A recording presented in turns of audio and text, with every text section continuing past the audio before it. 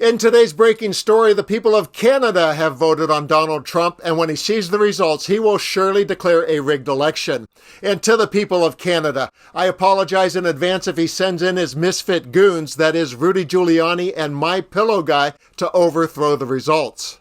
Please stand by because in just a minute I will share exactly what Canadians voted on and the shocking results. But first, let's look at Donald's daily dose of oddness with regards to his plan to capture Canada. And to be honest with you, Canada only works as a state. It doesn't. We don't need anything they have. As a state, it would be one of the great states anyway. This would be the most incredible country visually. If you look at a map, they drew an artificial line right through it between Canada and the U.S. Just a straight artificial line. Somebody did it a long time ago, many, many decades ago, and makes no sense. It's so perfect as a great and cherished state. Keeping "O Canada," the national anthem. I love it. I think it's great. Keep it. But it'll be for the state, one of our greatest states. Maybe our greatest state. Donald Trump always delivers. Does he not know that our state borders are made up of imaginary lines? And before I show the vote by Canadians, let's look at CNN's fact check of Trump's claims about Canada. And you know if it leads with fact check, it's not going to end well for him. All right. Trump also claimed in a Truth Social post that a couple of days ago that Canada is one of the, quote, as he put it, highest tariffing nations in the world. True or false? Also false. Canada, in terms of global comparisons, is a low tariff country. The World Bank published a list of 137 countries' trade-weighted average tariffs in 2022. Canada ranked 102nd from the top, so not even close to the top. In fact, according to that data, Canada had a lower average tariff than the United States. Canada was at 1.37%. The U.S. was at 1.49%. Canada was also lower in a simple average that didn't weight by volumes of trade. So it is true that, as President Trump repeatedly says, Canada has high dairy tariffs. But he doesn't mention two things, Sarah. First of all, those are the exception, not the norm. Almost all U.S. agricultural trade with Canada gets to Canada tariff-free and quota-free, as the U.S. government acknowledges on the Department of Agriculture website. And number two, he doesn't mention that those high dairy tariffs only kick in after the U.S. reaches a certain Trump-negotiated quantity of tariff-free dairy sales to Canada. And the U.S. is not currently even close to those quota limits, so the tariffs aren't even actually being applied at the moment. And now for the vote that I mentioned. It was actually a poll that asked how they felt about becoming the 51st state. Let's make this interactive, and my first question to you is, do you think they voted yay or nay? And the second part is, by what percentage? Have your answers locked in?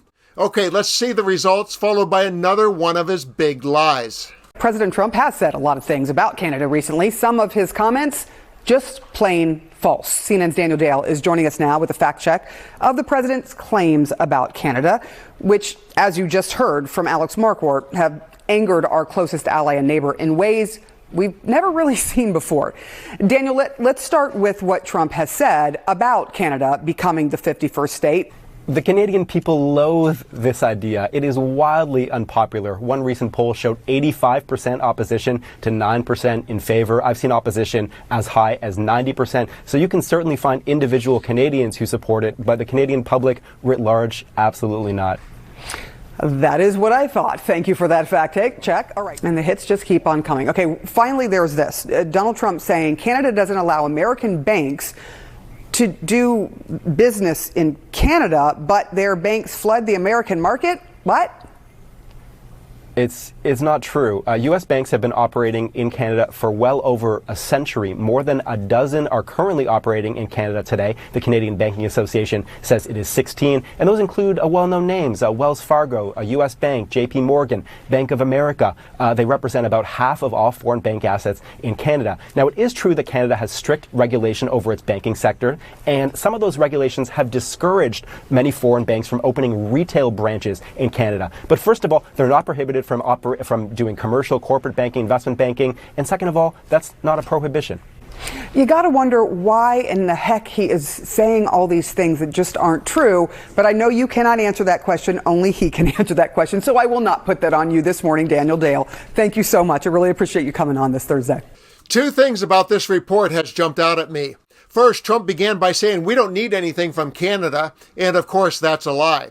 Whenever he starts posturing or threatening, we know he's angling for leverage and financial reward by exploiting an opponent that he thinks is weaker. For instance, when he talks about Ukraine, he always says Zelensky doesn't have the cards, and that expression reveals how he sees the world. And the second thing is, at the end, the CNN host said, why does Trump keep saying things that are true? I think the answer can be found in this fascinating piece by CBC, the Canadian news channel, that reveals what Trump is really after. And it's something that I've heard him say about Ukraine and Greenland, too. It's been 2 months now since the U.S. president first mentioned the prospect of Canada becoming the 51st state. At the time, pretty much everyone agreed he was probably just trolling, but he kept going, bringing it up over and over and over, which all raises the question, if Trump really does want to absorb Canada, why? Well, some Canadian politicians, including Justin Trudeau, say much of what Trump may want from Canada is underground.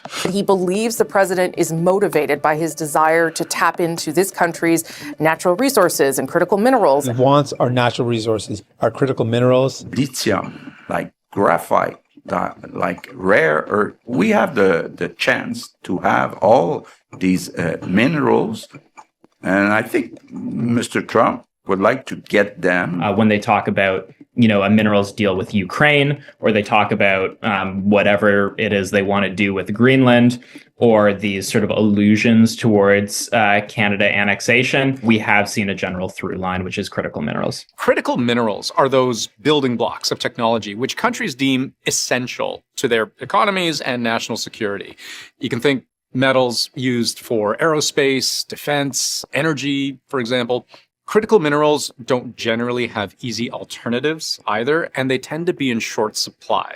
They're not easy to find elsewhere, and yet they're really, really necessary. Necessary and used in everything. Like, say you wake up in the morning to the sound of your battery-operated alarm clock. Those batteries, full of lithium. You walk over to the fridge, you grab some breakfast. That fridge is energy efficient, so its wiring is all copper. Then you grab your phone, you put on a podcast to listen to while you eat. Inside that phone, there's a little motor that makes its speakers work. That's full of rare earth elements. And when you're done, you hop on the streetcar heading to work. The massive battery that gives it power has lithium, nickel, and cobalt inside. All those minerals I just mentioned, critical. All of these are critical for modern technology, whether that's military technology or electric vehicles. So, does the U.S. want Canada's critical minerals? Absolutely. The question is, how far is Trump willing to go to obtain them, especially in a world where he may have fewer and fewer alternatives?